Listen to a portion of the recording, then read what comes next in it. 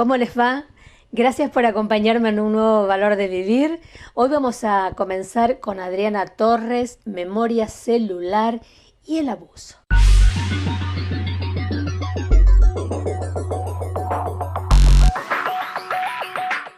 Don't nobody want you, don't nobody need you. School ain't gonna help none. Take your ass down to the welfare. People tell me my life is Precious, I'm hungry. You plan on putting some food in that frying pan? El 90% de los pacientes, cuando les pregunto, ¿has recibido algún abuso de alguna índole en tu vida? El 90% revelan que han recibido algún tipo de abuso. El 100%, te diría, de las personas, cuando le preguntás, ¿has recibido algún tipo de abuso? Dice, ¿sexual? ¿Sí? Y identificamos como que el único abuso es el sexual. Si bien es un gran flagelo, yo creo que la gran mayoría de nosotros, mi generación y los más viejitos, soy del 64, yo creo que somos toda una generación para atrás de gente que ha recibido distintos tipos de abusos. Hay dos instancias en el abuso, si nos vamos para el lado del abuso sexual. Hay una primera instancia del abuso sexual en el que el abusador se hace cómplice de la persona, del niño, y le produce alegría, le produce felicidad, lo estimula. Entonces eso produce una apertura del niño, pero cuando fue abusado le dice, shh, de esto no se habla, y le mete el miedo. Entonces el niño, si esto no se habla, esto es malo, me van a reprender. Ya desde chiquitito nomás le enseñamos esto. Y acá hay un tema que es muy largo esto para hablarlo en un solo micro, pero cuando el niño ¿sí? Fue abusado, cualquier tipo de abuso que haya recibido, en el inconsciente del niño queda como un sector en donde, si a mí me abusaron, yo puedo abusar. Entonces, podríamos decir que todos los abusadores, alguna vez, primero fueron víctimas. La víctima y el victimario siempre van juntos y van de la mano. Entonces, ese niño que fue abusado, cuando es adulto, tiene en una parte de su inconsciente ese permiso para abusar. No todos los abusadores, no todas las personas que han sido abusadas sexualmente, después se convierten en abusadores sexuales, es verdad, pero sí en alguna clase de abusos, luego van a caer abusos con la comida, abusos con la bebida, abusos con el alcohol. Y si nos fijamos en la historia de todas las víctimas y victimarios, toda víctima siempre se la cobra. En algún lugar se la va a cobrar, con alguien se la va a cobrar. Y gracias a Dios, hoy hay muchas personas que están empezando a darse cuenta que fueron abusadas y a buscar este camino de sanación. Entonces, toda persona que fue abusada, ¿sí? Tiene una parte de su inconsciente totalmente dañada. Hay distintos grados de abusos sexuales, hay distintos grados de abusos de poder, abusos de autoridad, hay infinidad de abusos. Lo que sí es verdad es que la mujer que fue abusada o el hombre que fue abusado, uno de los principales síntomas que vos me preguntabas al comienzo de esta charla son demasiado cuida de sus hijos. Entonces, están todo el tiempo, no los quieren dejar ir solos a un encuentro, no los quieren dejar ir solos a un campamento, están permanentemente pendientes de qué te hizo, qué te dijo, qué te tocó, estamos demasiado pendientes y demasiado sobreprotectores. Esa es una de las características. Pero también una persona que abusa de su propio poder es porque evidentemente alguna vez fue abusada. el valor de vivir. Estábamos charlando con Nora del Lago de que muchas veces nos descuidamos y ante una enfermedad nos damos cuenta de qué nos pasa y empezamos a mirar el mundo interior, no el mundo exterior. Bueno, ella te va a contar un poco de qué se trata esto. La profesora Nora del Lago. Cuando alguien le anuncia que tiene una enfermedad terminal o alguna enfermedad muy difícil de atravesar, algo cambia en el interior, porque vemos como un final cerca. Entonces, si el alma no está preparada para esto, empezamos a buscar un montón de cosas en el mundo externo. Y a veces se descuida el mundo interno. Yo veo muchas personas que cuando están en ese estado buscan no olvidarse del remedio, no olvidarse de la dieta, no olvidarse de esto. Y todo eso no está mal. Pero es parte de lo de afuera. Pero hay algo dentro que debo tener o encontrar. ¿Por qué quiero quedarme en la tierra? ¿Para qué? ¿Qué quiero aprender de la tierra? ¿Qué es lo que quiero compartir? Y no solamente en referente a los otros, ¿qué quiero en mi interior? ¿Cómo convenzo a mi alma porque te quiero aprender? Si vos a un paciente, a una persona que está enferma, vamos a suponer a alguien que tiene arterias tapadas y le gustaba muchísimo las cosas con grasa, y en cada ocasión que se encuentra se lamenta porque no puede comer eso porque está enfermo, de una manera dice, yo me embromo porque estoy enfermo, entonces no entiendo. Entonces no me estoy dando una oportunidad porque nuevamente pongo mis ganas de vivir afuera. O sea, y cuando esté sano voy a volver a comer eso que comían los otros. Entonces no entendí. Entonces, y así como lo hago con la comida, lo hago con otras actitudes, con otras formas. Vos querés entrar a un establecimiento y te dan un programa y te dice usted va a rendir ese examen. Uno se prepara para rendir ese examen. Y si nosotros también pedimos esta oportunidad de estar en la tierra, ¿por qué no nos vamos a preparar para eso? Es así, es una decisión. Pero estamos decimos, bueno, sí, para entrar a un club tenemos que tener la cuota al día. Y nos parece lógico eso. Pero para construir nuestra casa en el cielo, tenemos que también tener conducta interna. Tenemos que tener una elección interna de vida. Y entonces, eso no nos parece tan fácil. Pero sin embargo, la cuota del club todos los meses la pagamos. Entonces decimos, nuevamente basamos la decisión en el mundo externo y no en el mundo interno. La gente piensa que esto es un proceso y en parte, solo en parte es un proceso, pero el darme cuenta es solo un instante. Es encontrar el momento, la lectura, la palabra de una persona, una flor o la sonrisa de un niño para darme cuenta. Y cuando me doy cuenta, nuevamente, tengo una moneda para el cofre de mi vida. Es así. En el centro se hace Reiki, se hacen talleres de chakras, de cuerpos sutiles, de siempre la búsqueda de para qué estoy en la tierra. Y el 30 de mayo vamos a hacer una iniciación de Reiki. Pero a todos los que quieran llamar a nuestro centro van a ir enterándose o nos quieren seguir en el Facebook, van a ver cómo son los talleres y pueden llamarnos y averiguar. El valor de vivir. ¿Vos cuántas veces has tomado un tecito de tilo? Diariamente, a veces cada 15 o 20 días. ¿Y qué te da el tecito de tilo? Te da tranquilidad, te da paz, dormís bien. ¿Por qué te digo todo esto?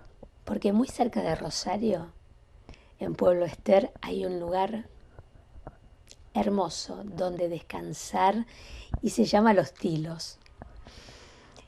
En esta oportunidad fuimos a verla para este micro que hacemos siempre, sí, a su titular, a Ana, siempre digo Graciela pero es Ana Pagura, donde tuvo un quiebre en su vida y buscó ese lugar, para ella, ese lugar de paz y para toda la gente que va ahí, que se llama Los Tilos. Te la presento. Ana Pagura y su lugar de paz, Los Tilos.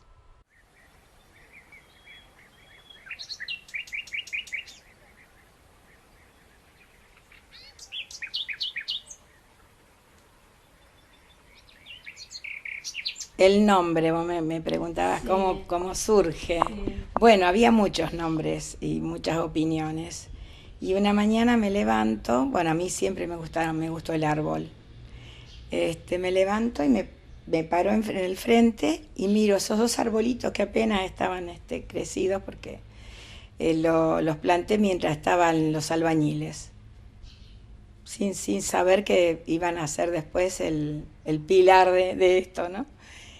Digo, bueno, ¿qué nombre puede ser? Entonces miro, uy, los tilos, dije, sola hablaba. Y ahí así fue que nació el nombre. Bueno, esto lo encaré para mi vejez.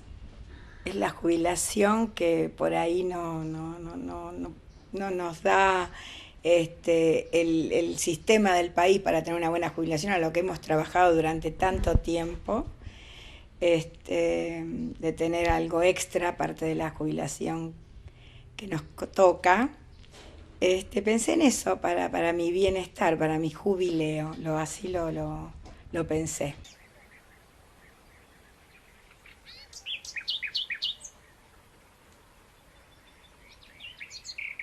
Nace, sí, no es que no tenga otro emprendimiento. Nació en el 99 una sociedad en un hotel en Arroyo Seco, Hotel de los Arroyos. Bueno, las sociedades tienen un principio y un fin para mí, porque cuando pasa un tiempo y hay distintas ideas, y eso no prolifera, hay que dar un corte. Y pensé en esto para mí solamente, con todo esto que vos ves ahora. Y bueno, fue a partir del 2006 que hubo un quiebre en mi vida. Mi hijo partió. Así que pensé que esto iba a ser un santuario. Ahí fue. Que debe ser lo que yo necesitaba a partir de ahí. Que forme esto, necesitaba esa paz por fuera y por dentro, ¿no? Viene mucha gente, ahora en esta época vienen muchas señoras. Los empresarios que vienen de las fábricas de los alrededores, del parque industrial, al matrimonio que quiere estar un rato solo. Qué bueno.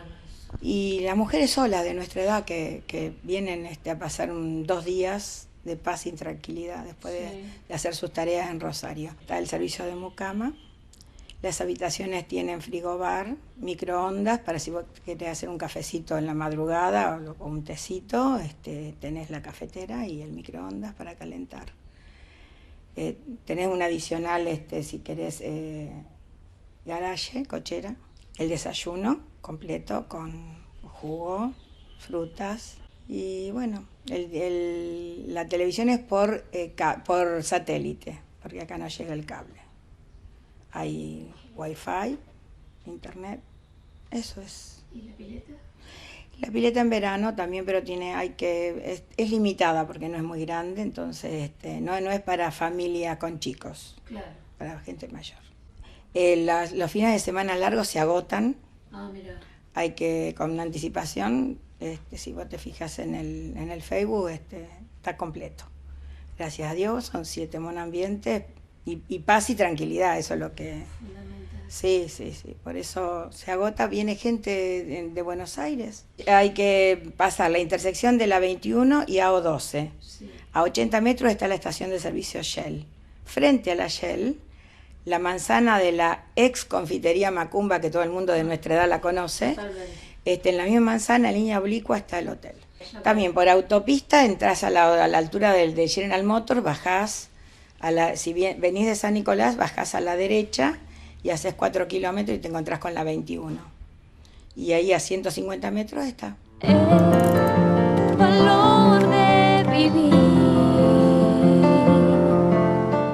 Estábamos hablando con el doctor Tobaldo de lo que es la artrosis, la osteosporosis. Después él te va a hacer un resumen de qué es cada cosa, ¿no? Cada problemática que tenemos nosotros.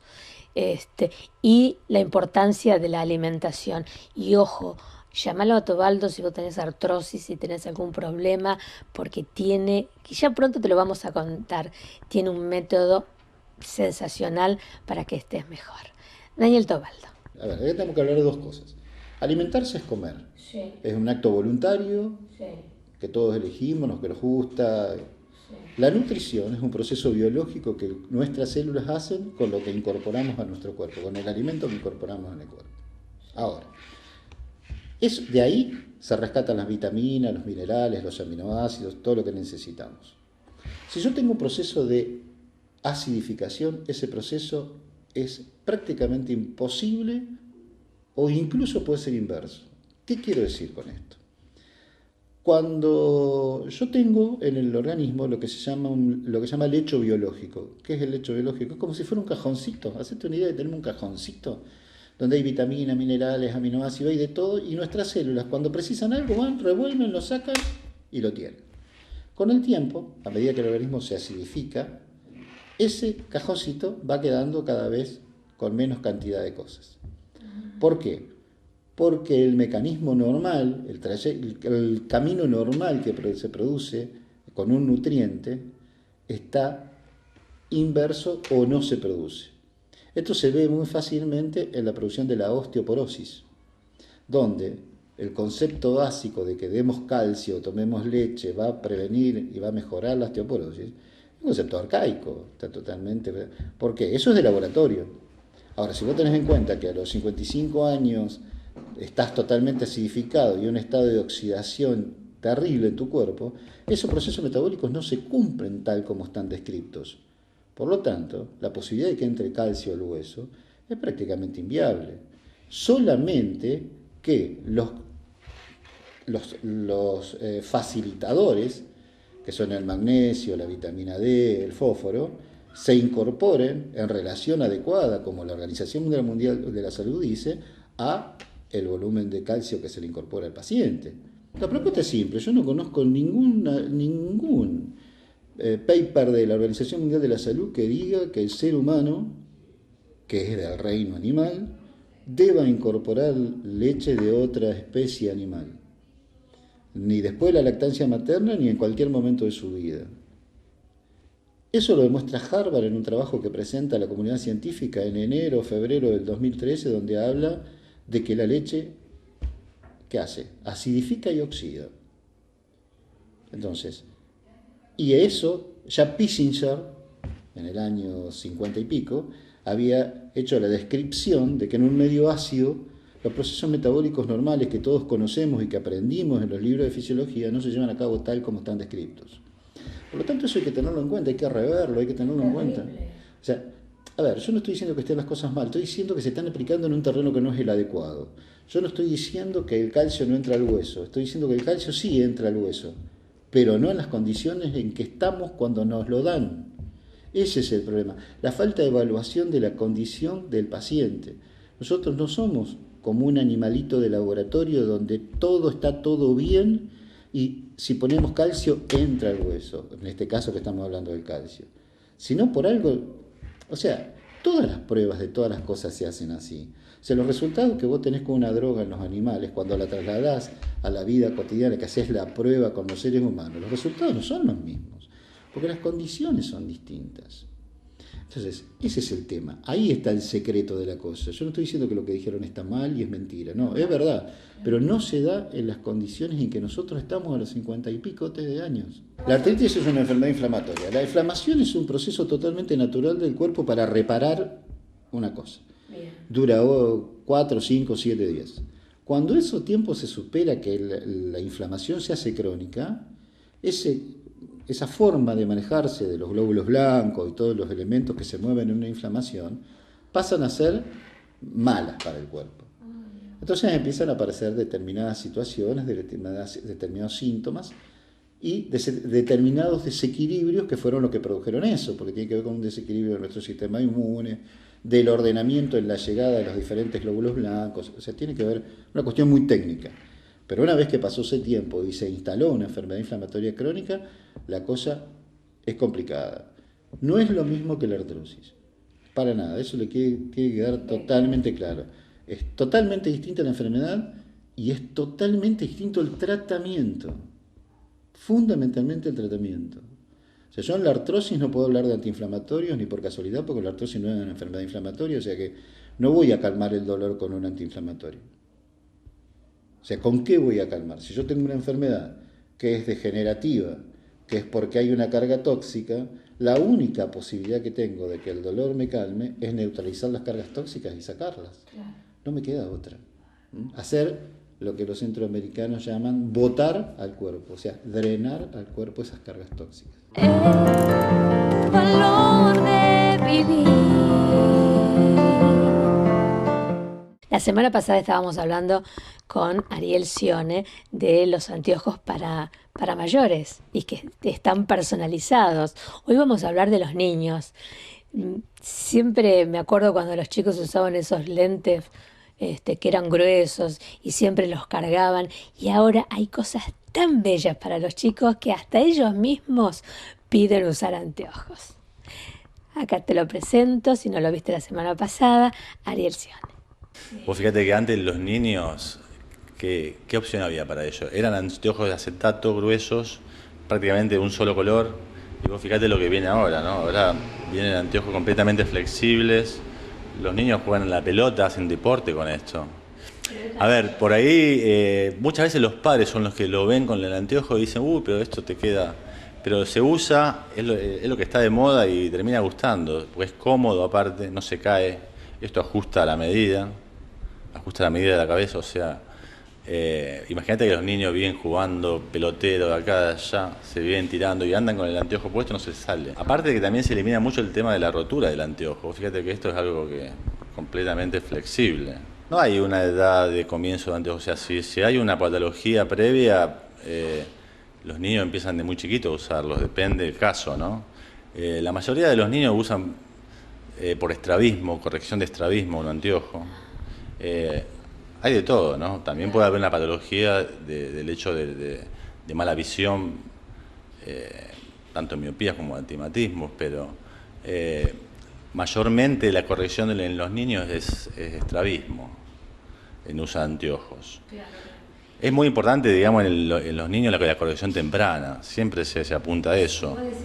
La corrección temprana, digamos, de cualquier problema visual hace que se desarrolle la visión normalmente y luego no haya problema de ambliopía, de mala visión cuando se llega adulto. A partir de los 3-4 años ya se hacen controles, todos los años, para ver si está desarrollando bien la visión el niño. Eso es muy importante, agarrarlo a tiempo, ¿no? Porque es cuando en la plasticidad sensorial es cuando hay que corregir. La mayoría de los niños que vienen se van contentos, hasta quieren llevarse el anteojo en el momento. O sea, claro, uno no sabe, o sea, ellos no saben que lleva toda una elaboración, ¿no? El anteojo no es algo que vos comprás y te lo llevas en el acto. Hay que preparar el cristal, hay que tallarlo. Bueno, los niños son tan ansiosos que se lo quieren llevar ya. El valor de vivir. Fuimos a verlo al Consejo Municipal, al doctor Diego Giuliano, y hoy nos va a hacer un balance de lo que ha pasado en esta provincia, en esta ciudad, con estas elecciones, con estos escrutinios. El doctor Diego Giuliano. Todas las voces, todas las manos, toda la sangre puede. Yo creo que el proceso del escrutinio provisorio en Santa Fe fue bochornoso, y lo digo responsablemente. Si hay algo que debe custodiar el gobierno provincial es la transparencia de lo que es el recuento de los votos que transforman a la voluntad popular en un gobierno. Imagínense que lo sucedido en el escrutinio provisorio fue como que se haya cortado la película antes de que termine. Y en esto yo tengo una opinión. Cortaron la película antes porque no estaban de acuerdo con el resultado, con el final de la película. Y la cortó, creo yo, el mismo gobierno provincial.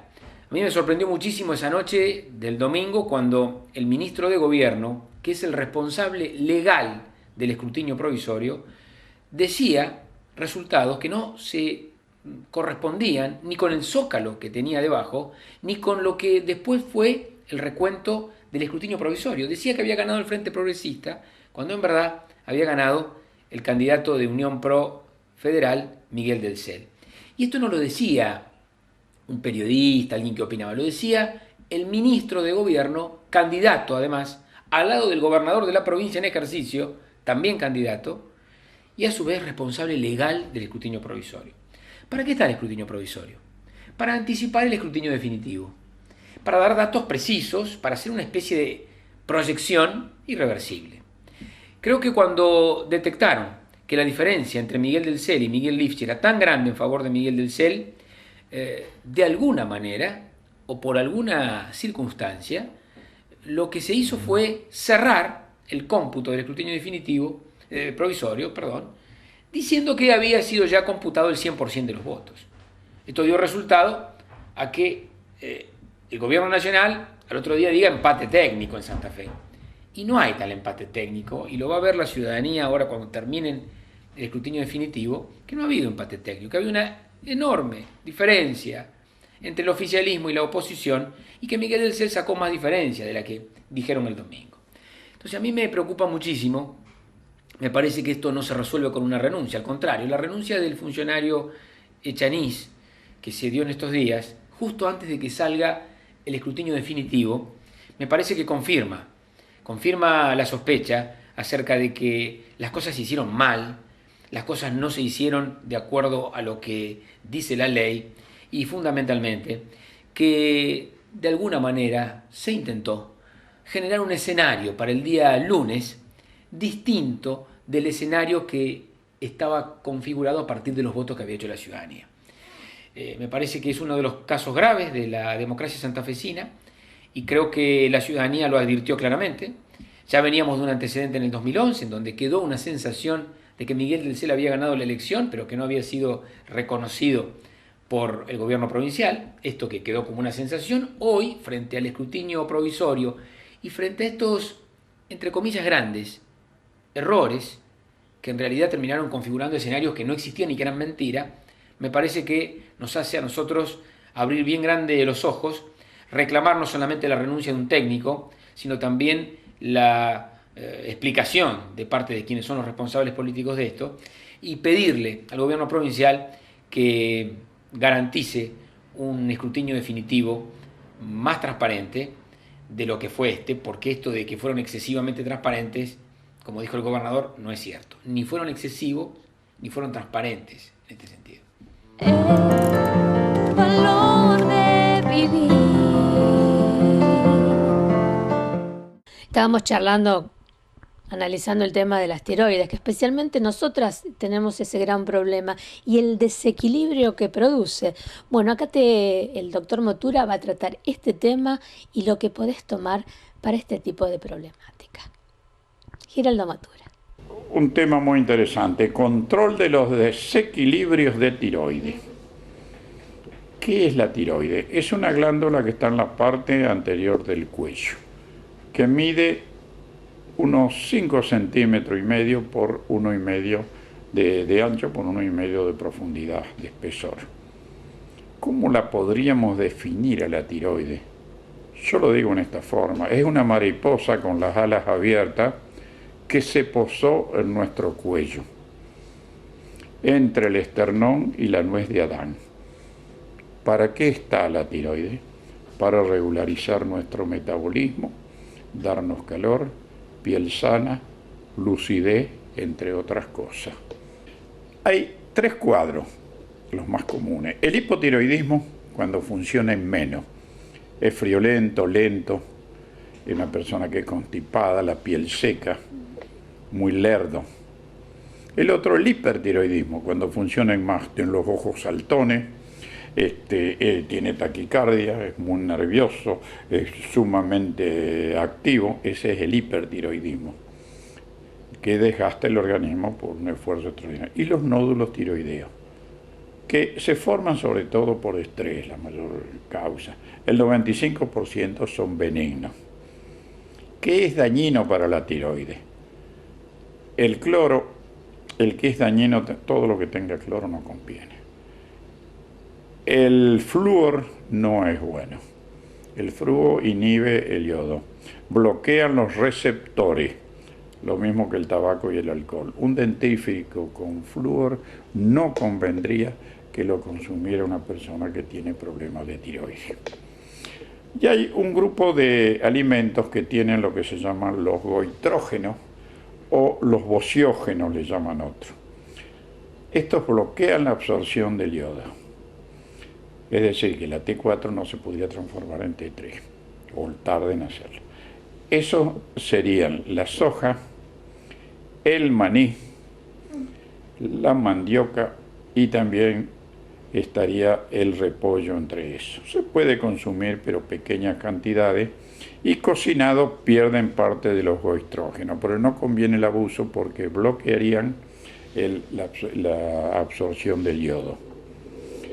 Ahora, ¿cuáles son los benéficos?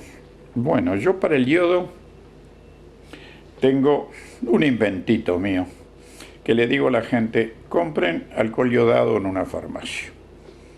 Alcohol yodado, pónganlo en un recipiente de vidrio ancho y pónganlo en la mesa de luz. Eso le hace un ambiente de yodo en el medio donde están viviendo.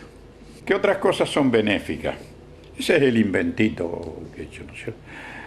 Puede ser, el aloe es muy bueno, la jalea real, la vitamina C, la B12, el ácido fólico, el ginseng, los minerales en general, el cobre, el selenio, la vitamina E, la vitamina D, que sería equivalente a 20 minutos de sol, y todos los frutos del mar, peces del mar, etcétera, y las algas. ¿Dónde hay mucho yodo? En todos los peces de mar. En los mariscos hay mucho, en las calabazas, en la espinaca, la cebolla, los ajos, en los hongos, en el arroz integral, en los espárragos, el apio, la selga, en la ciruela, en los dátiles, en las habas. En todos esos tenemos, ¿no es cierto?, buen contenido de yodo. Las tisanas que pueden ayudarnos, es decir, té, sería la equinacia, el diente de león, la jarilla tiene mucho yodo, la ortiga y los lisados de tiroides y otros. Eso nos ayudaría mucho, no son tisanas, sino que sean lisadas. En la homeopatía anda muy bien la calcárea carbónica, el yodum, la espongia tosta. Para el hipotiroidismo tendríamos el fucus vesiculoso, la espongia tosta, el yodum y el arbum. La pulsatilla también y la calcárea carbónica. El hipotiroidismo, en las flores de Bach tenemos el Krebeple, que le hace limpieza el cuerpo, el Egrimon, el Aspen, el Centaury, el Olive, el Gorse, el Gentian, el Rescue Remedy, de acuerdo al cuadro mental de la persona. En el hipertiroidismo tenemos la espongia tosta, el tiroidinum, tenemos también la belladona, el natrum muriático, y también la cofea nos normaliza ese cuadro nervioso. También en este caso los lisados, sobre todo el corazón, por la taquicardia que da, que agotaría el corazón. Y entre las flores, el impatient, el holly, el crebeple, el holly, el willow, chernwood, verbein, el beech. Son enfermedades que no matan inmediatamente, pero hay que tratarlas porque esa mariposita que se nos posó ahí en el cuello, si no funciona bien, vamos a tener muchos problemas de salud. Cuidémosla. El valor de vivir. Viste que todo este mes con Roberto Meotto hablamos de la problemática que tiene la columna, ¿no? Y el efecto que hace, lo bueno que es la osteopatía. Bueno, hoy cierra este micro haciendo un balance de la columna y sus problemáticas. Roberto Meotto. Bien, el tratamiento se termina de manera integral, ¿no es cierto? Empezamos por ver la alineación de los pies, tratarlos, ver la alineación de la pelvis, tratarla. La base de la columna vertebral es la pelvis, entonces los ilíacos y el sacro tienen que estar bien alineados para que todo lo que está de ahí para arriba funcione correctamente y el disco no sufra la torsión que, como yo te explicaba la vez pasada, se provoca a través de la mala posición de los pies. Y además ella tiene dos factores, uno que sube de los pies y otro que desciende de su zona oclusal. Entonces se trata todo. La causa que está a nivel superior, se tratan las tensiones a nivel de la zona temporomandibular, de la mandíbula, en la zona de los músculos masticatorios, el cuello, que consecuentemente a este problema se tensiona, que le puede traer cefalea, vértigo, mareo, etc. Tensiones a nivel de la columna cervical y los músculos de las cinturas escapulares, y de ahí para abajo. Entonces se trata lo que se encuentra en disfunción, lo que está en tensión, las articulaciones vertebrales que están fuera de su lugar, se relajan los músculos que están en contractura, fijando la posición de esas vértebras. Entonces se hace un trabajo completo, desde cabeza a pie, de pie a cabeza, más allá de donde ella tenga el síntoma fundamental, que a la consulta viene por dolores relacionados con una hernia de disco lumbosacra. Entonces se tratan los dolores relacionados con la zona que ella manifiesta, pero todo lo demás que durante el tratamiento ella también va manifestando. También me duele el cuello, también me duele la cabeza. En este momento el dolor principal de ella es lumbosacro, pero todo lo demás está dentro de ese engrama postural alterado que ella tiene, como te decía antes, a partir de dos factores. Uno causal, que viene de su oclusión dentaria, y el otro consecuente de esto y digamos de manera coadyuvante del primero, que hacen que ella no pueda no tener dolor, o un dolor bajo a nivel de donde tiene una lesión discal ahora, o un dolor alto. El valor de vivir. Siempre hablamos con Alina Marinello, por supuesto, de constelaciones familiares. Y estaba viendo ese terremoto en Nepal y yo decía, bueno, ¿cómo enfocamos este tema de este amor interrumpido por estas desgracias? El destino que le toca vivir a esos seres humanos, esos chicos que quedan huérfanos. ¿Qué pasa en constelaciones familiares? ¿Cómo se trata esa problemática? Alina Marinelli.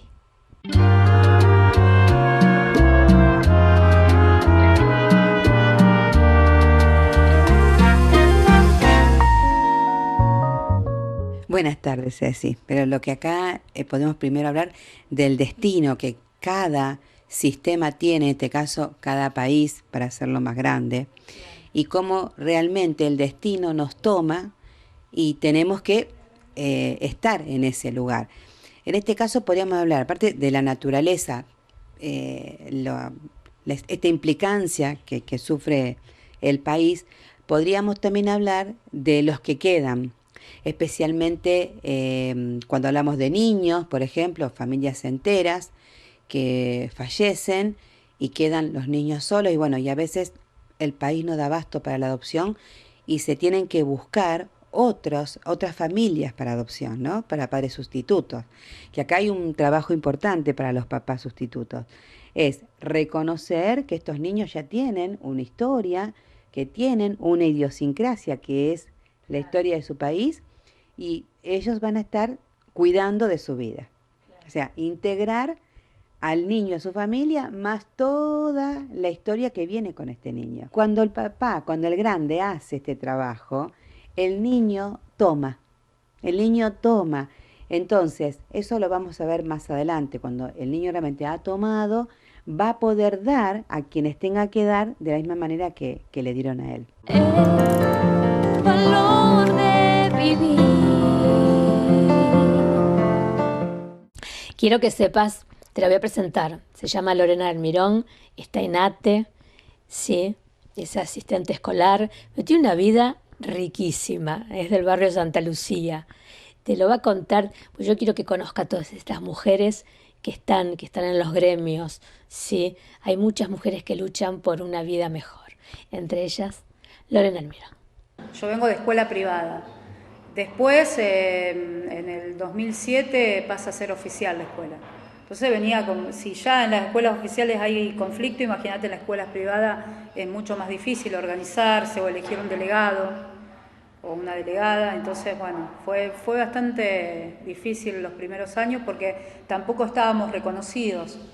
Hubo un decreto de Obey donde decía que ATE, que los que éramos de escuela privada teníamos que ser de un solo sindicato, que era SOEM, que es un sindicato que no, en realidad funciona más como mutual que como sindicato. O sea, yo vengo de la escuela donde yo trabajo, es Escuela Santa Lucía, es una escuela que tiene, digamos, una historia de lucha, o sea, en la época de la dictadura. La directora, la que funda la escuela, es alguien que fue perseguida en la época de la dictadura, que fue María Teresa Nidelkov, que se tuvo que exiliar a España, vivió mucho tiempo, vive todavía en España. Ella fue la que con Néstor García, que era un cura tercermundista, funda la escuela y hace un trabajo muy, muy importante, muy valioso dentro de un barrio de trabajadores. Y bueno, y entre este grupo de trabajadores del barrio y ellos fundan la escuela Santa Lucía. Y buscan maestra, busca quien se haga cargo de la dirección. Bueno, ella estuvo hasta el 75 en la escuela y después en el 76, hasta el 76 estuvo, cuando fue el golpe militar se tiene que ir, bueno, se va con lo justo, sin un centavo, o sea, la plata para que se vayan la juntan entre los padres del barrio y le dicen, tomá, o sea, lo que tenían ahí se lo dieron para que se vayan a España. Yo hice toda la primaria en esa escuela y yo entro en el 75, porque tenía 2 años, yo nací en el 73, pero en el 75, mediados del fines del 75, yo empiezo a ir a la escuela, porque yo quería ir, entonces bueno, le dice María Teresa a mi mamá, dice, si quiere ir, señora, déjela que vaya. Terminé la primaria en el 85, bueno, me acuerdo de todo lo que pasamos de Guerra de Malvinas, porque fueron excombatientes ahí a la escuela. En el 85 yo termino la primaria y sigo vinculada a la escuela y participo de asambleas barriales dentro de la escuela, y uno fue mamando, digamos, toda esa experiencia. Yo había reuniones, digamos, de vecinos en plena dictadura y uno participaba, escuchaba ahí, iba, se metía, veía circular un periódico o algo que alguien escribía, y que bueno, es más, la casa de donde vivía mi tía fue allanada yo vivía enfrente de la escuela, o sea que todas las casas que estaban alrededor fueron allanadas en la época de la dictadura. Así que bueno, yo fui, en ese momento uno no tiene esa conciencia, pero bueno, y después bueno, participé de las marchas junto con los docentes, la marcha federal que se hizo en Buenos Aires, o sea, siempre vinculado, digamos, a la institución. Y cuando ya tuve 21 años, ahí empecé a trabajar como asistente escolar en la escuela directamente. Yo creo que, no sé, hoy estoy acá organizando el sector de asistentes escolares. Yo creo que ahora mi objetivo, o lo que me resta a lo mejor, es ir a organizar otros espacios, o todos los espacios. Yo estoy en una secretaría que es la secretaría gremial, o sea, soy la pro gremial de acá del sindicato, y creo que ese es mi desafío ahora, de poder, digamos, interactuar con todos los sectores de ATE, como lo venimos haciendo, pero más profundamente, no tanto abocada a lo mejor a lo que es mi sector, que es asistentes escolares, que si bien es uno de los sectores más importantes dentro del sindicato, porque hoy somos más de 1.500 afiliados, asistentes escolares, cuando la seccional Rosario cuenta con entre 6.000 y 7.000 afiliados, o sea que es muy importante, es mucho el trabajo que hay por delante, y bueno, es un desafío para mí ahora. Esta es una nueva etapa, digamos. El valor de vivir. ¿Te acordás en los años 90 lo que pasaba? El desmantelamiento de esta nación, y con ellos todos los trabajadores. De este tema, de la precarización laboral, habla la doctora Treviño.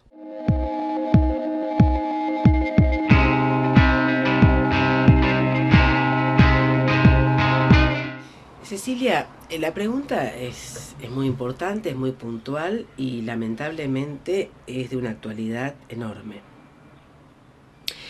Se da en todos los sectores de la producción, pero hay en uno, en realidad en dos, que podríamos hablar de construcción, pero hay en uno que es muy, muy puntual, que es el sector comercio. La precarización en el sector comercio y los cambios que se van haciendo, los contratos basura, estos contratos de la época de Menem y del ministerio de Caro Figueroa, cuando fue ministro de Trabajo, que no hay que olvidar que cómo nacieron esos contratos basura. Esos contratos basura nacieron del acuerdo marco que se firmó en mayo de 1995 entre las principales centrales obreras. CTA no, porque no estaba reconocida en ese momento como central sindical, ellos tenían su denuncia como corresponde ante la Organización Internacional del Trabajo. Es decir, por un lado fue un marco tripartito, de ahí nació la nueva ley de quiebras y nacieron muchas leyes de privatizaciones, que en realidad el gestor fue Dromi, claro, que en estos momentos está afín al gobierno y está ocupando cargos, sí, mientras está procesada, como siempre, una mujer que no la desligo de responsabilidad, que es la señora María Julia Alzogaray. Por supuesto. Es una mujer muy inteligente, disiento totalmente con ella, fue nefasta, incuestionablemente, pero es inteligente y sabía que iba a ser el chivo expiatorio. Bien, y aceptó ese papel, porque ya su dinero lo tendrá por otro lado. Ahora, esa precarización de la década de los 90 ha cambiado en estos momentos, no en absoluto. Sigue siendo igual, sigue siendo peor que en esa época. Y en el sector comercio se nota muchísimo.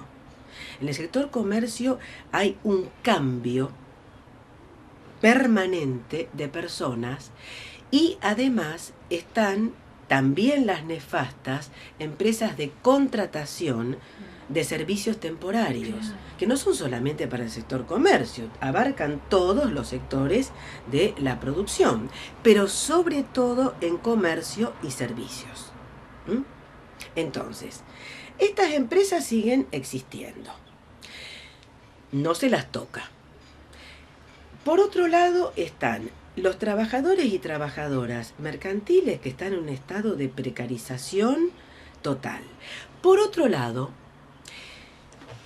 los descuentos que se le hacen sindicales, y lo he visto en muchísimos recibos, desde el año 2010 hasta la fecha han aumentado de una manera enorme. Está bien.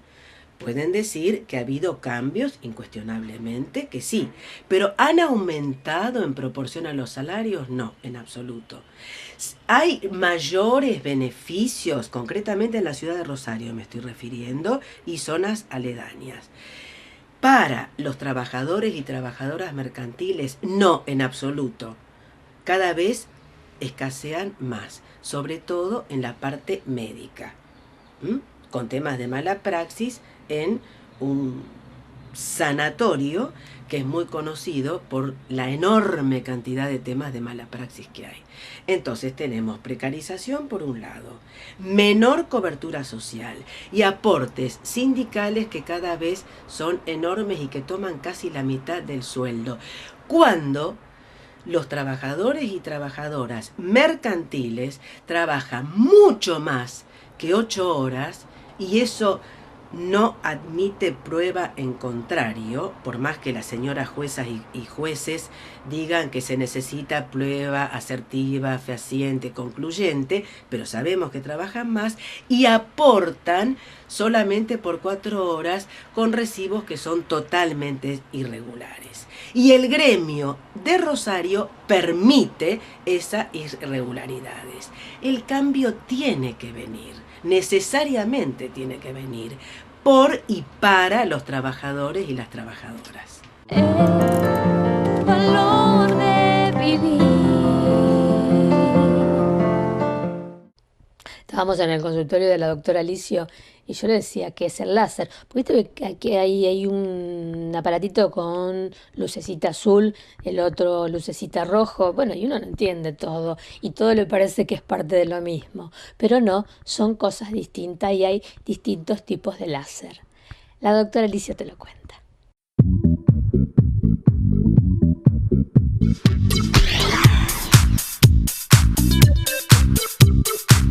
Hola, buenas tardes. Hoy les voy a explicar de qué se trata un láser odontológico. ¿Qué es un láser? Es un aparato que permite, a través de esto que es fibra óptica, transmitir esa energía, esa luz, a esta punta, y esto permite limpiar una caries, realizar una microcirugía, hacer un tratamiento periodontal, en lo que la gente conoce como, por ejemplo, salvar una raíz con movilidad o un proceso inflamatorio en el diente. Esto consta de esta pieza de mano, que es la que va a actuar sobre el diente, sobre el tejido al cual queremos limpiar. Yo no sé si la cámara lo alcanza a tomar. pero yo puedo extender y acortar esta fibra. Lo vamos a aprender y ustedes van a ver cómo me permite encontrar, según las prestaciones, yo puedo hacer vitrificación de la dentina, tratar caries, hemostasia, puedo hacer una frenectomía, por ejemplo. ¿Qué es una frenectomía? Hay chicos que tienen la lengua atada, le llaman los fonoaudiólogos o los médicos, porque el frenillo de la lengua es muy cortito. En décimas de segundo, con 2 toquecitos, que yo les voy a mostrar cómo es, por ejemplo, vamos a ver una desensibilización. A ver, acá. Cómo cuando yo presiono, la luz actúa. Por ejemplo, vamos a tomar un diente de verdad en el... Cómo yo voy a limpiar. Y eso va a ser la limpieza de la caries. Para esto es fundamental el uso de gafas, tanto en el operador, en el odontólogo, como en el paciente. Entonces, desde una simple caries muy superficial hasta algo mucho más profundo, ustedes fíjense que la punta de la fibra está roja. ¿Por qué? Porque esa luz roja, que es helio-neón, es un tipo de láser, me va a estar indicando que el láser se está emitiendo. ¿De qué nos tenemos que cubrir? La vista. Es prácticamente una de las únicas medidas que debemos tomar. Está contraindicado para los ojos, como así existen láseres que usan los oftalmólogos para hacer cirugía. En el caso de actuar en la boca, les vuelvo a repetir, en caries, en pequeñas lesiones y patologías, que ahora lo vamos a ver luego en un video, en la próxima sesión, les voy a mostrar cómo cada una de estas funciones que producen y qué es lo que podemos curar en la boca. Por hoy nada más, muchas gracias. Buenas tardes. El valor de vivir.